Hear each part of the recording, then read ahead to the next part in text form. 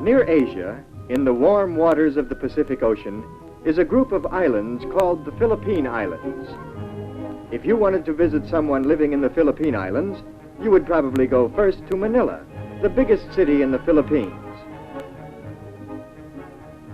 From Manila's harbor, you might walk along the busy streets into one of the city's modern shopping districts. Here are city people you might like to visit. Or perhaps you'd like to go outside the city of Manila, away from its big buildings and harbor, and out to the peaceful farm countryside of the Philippines. Here one morning you might find farm people you'd like to visit. People like this man on the water buffalo.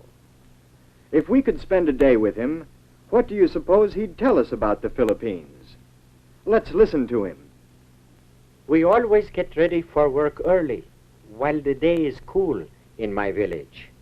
My barrio, as we call it. I see my neighbor Pablo is getting ready to go to his rice fields. He too has a water buffalo, what we call a carabao. Carabaos are used for doing heavy work, hauling loads, plowing fields and such. Although another of my neighbors, Cesar, has a modern tractor he uses in his large rice fields. Other neighbors of mine take the village bus to go shopping in the next barrio or to plantations where they work. Before I, too, go to work, I usually have breakfast at my house. I built it high above the damp ground of strong bamboo and nipa leaves which grow nearby. In our open kitchen, I see my wife Dolores is making breakfast. There is plenty of fresh fruit, papayas and mangoes from the trees around us. And we have, steaming hot rice from my rice fields, of course. My son Ramon is still asleep inside the house, but not for long. I can hear my daughter Juanita telling Ramon to wake up. "Wake up, Ramon," she says. "We're having a special treat for breakfast in honor of your birthday." Birthday? Ah, then Ramon remembers. Today he is 9 years old. There is to be a party for him this afternoon, and many presents. He had better not sleep late today. So Ramon quickly rolls up his straw bed, his petate, it's called, and puts it away in the corner. Ramon goes to wash, while my daughter finishes setting the table. Though Juanita is only 12 years old, she is already a big help to her mother. I see she has set the table well. Soon Ramon comes back nice and clean. "Happy birthday," I tell him as we begin eating. In honor of Ramon's birthday, today with our rice we are eating tuyo, a kind of dried fish. Ramon likes it very much, but I think his mind is also on the presents he hopes to get later at his party. After breakfast, it is time for me to go to work in my rice fields. Soon the planting season starts, and I have much plowing to do. In a little while, my children leave too.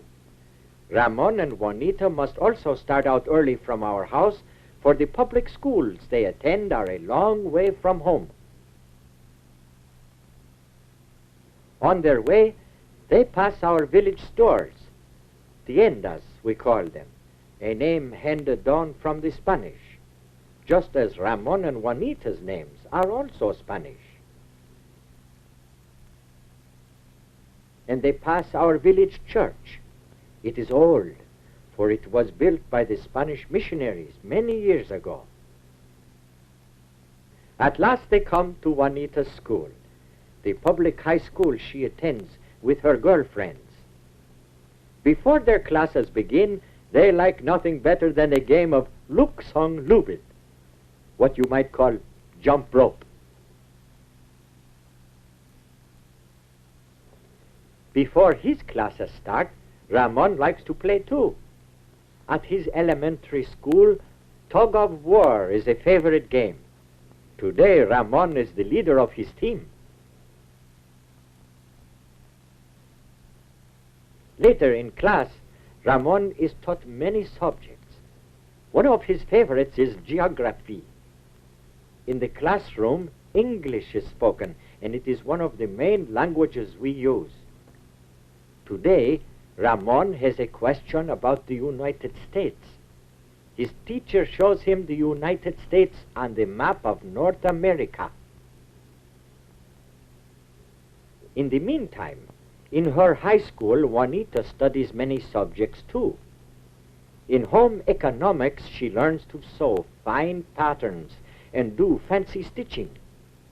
Embroidery like this was first taught us by the Spaniards, and today it is an art many of our Philippine women are proud of.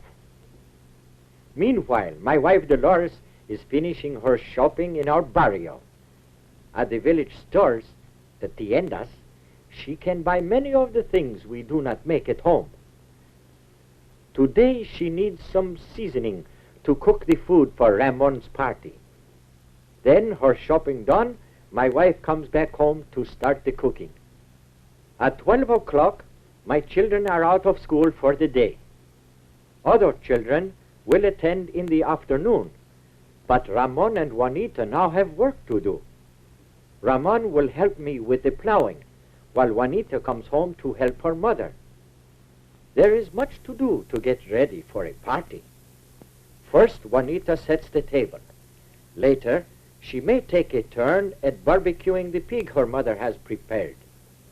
We call roast pig lechon. It is a treat we can afford only on special occasions. By late afternoon, Ramon and I have finished our plowing in my rice field. It must be ready for planting when our rainy season begins. The work has been hard for both of us and for my carabao. Now it is time to go home, so Ramon and I unhitch the carabao. Then we take him back to his place near the river. This is where he stays until I need him the next morning, deep in the cool, muddy water carabaos love so much. Then back we go, along the road to our village, to our house. There, look, Ramon, what a sight! Everyone is gathered for the party. Happy birthday, they all call, his aunts and uncles and cousins, and his school friends. Happy birthday, Ramon, they say. My Ramon is very pleased. What an honor to have so many people celebrate his birthday. Very politely, he kisses his grandmother's hand. She has a present for him, a pair of long pants, she says. Ramon thanks her and greets his grandfather, too. Grandfather also has a present for him. You see?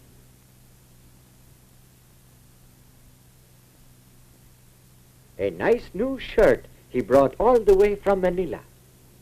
Thank you, says Ramon. After he has cleaned up, Ramon thanks me and his mother too for the many presents and the food being served at his party. Everyone enjoys eating some rice with the many delicious fruits and vegetables from our garden. And of course, Ramon's favorite, lechon, the roasted pork. Soon it is time for dancing. I watch with my family as my friends and neighbors enjoy themselves. We Filipinos like having a good time once in a while, for our way of life is usually pretty hard and simple. Of course, with a family like mine, it is a contented life too. For our children are our real riches. I work that tomorrow may be better for them, for my son Ramon and my daughter Juanita, so that they in turn will make a better life for themselves and for other families of the Philippines.